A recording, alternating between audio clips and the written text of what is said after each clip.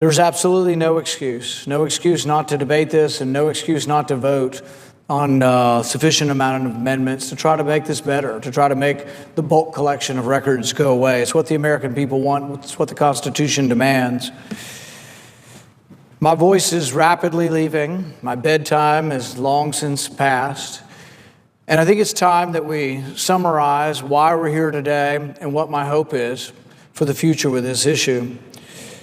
We've had a dozen senators come down from both parties, from right and left, conservative, liberal, progressive, libertarian. We've had several friends come over from the House as well. There's a hunger in America for somebody to stand up, for all of us to stand up, for somebody to do the right thing, to say that the Bill of Rights needs to be defended, that the Bill of Rights is important. When I think of the Bill of Rights, I think, it isn't so much for the popular person. It isn't so much for the high school quarterback or the prom queen. The Bill of Rights is for the least among us. And the Bill of Rights is to try to prevent any kind of systemic bias from entering into the law or the way we treat people. People will say, well, we collect all this data, but we're not abusing anyone. We're doing it perfectly in order.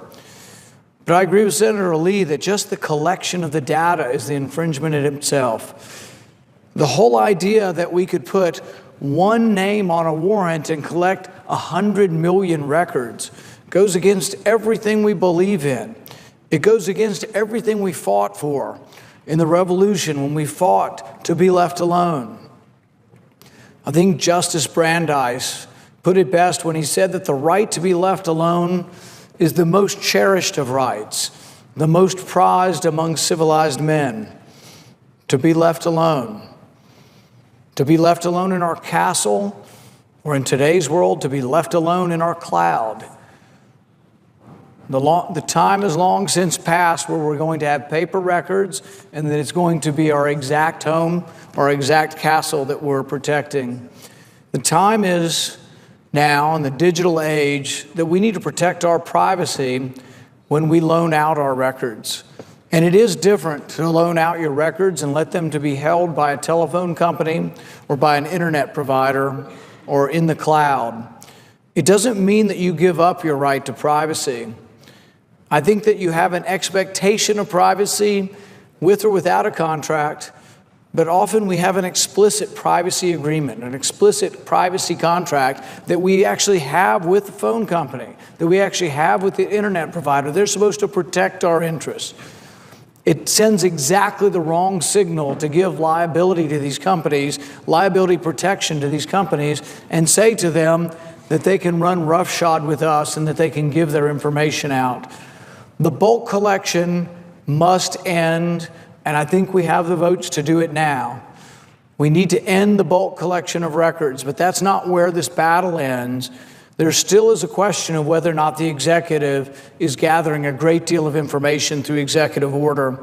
I think that has to be reviewed. It has to be reviewed in public. I agree with my friend Senator Wyden that the specifics of intelligence, who the agents are, how we break code, how we technologically gather information, by all means doesn't need to be discussed in public.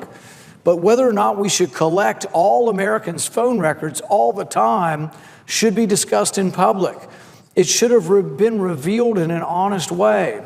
The fact that the director of our national intelligence lied to us and said the program didn't even exist, I think is unforgivable and makes him unsuitable to lead our intelligence agency. We have to have trust.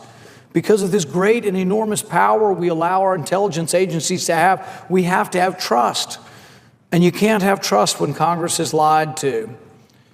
I think as we move forward, today we've made great strides in presenting arguments in the debate for how we would make things better, how we would better circumscribe this great and ominous power, and how we would better make this power conducive to the Constitution. The ultimate success will be that we can actually change things, but part of the success will be that we've debated them today.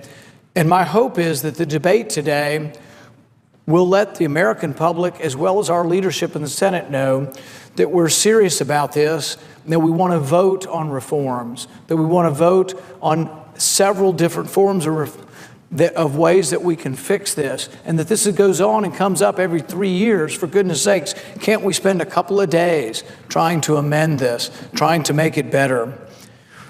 I want to thank the Senate staff for coming in and staying. I don't think you had much choice, but thank you for staying and not throwing things. We'll try not to do this, but every couple of years or so. I want to thank my staff for their help in a long day.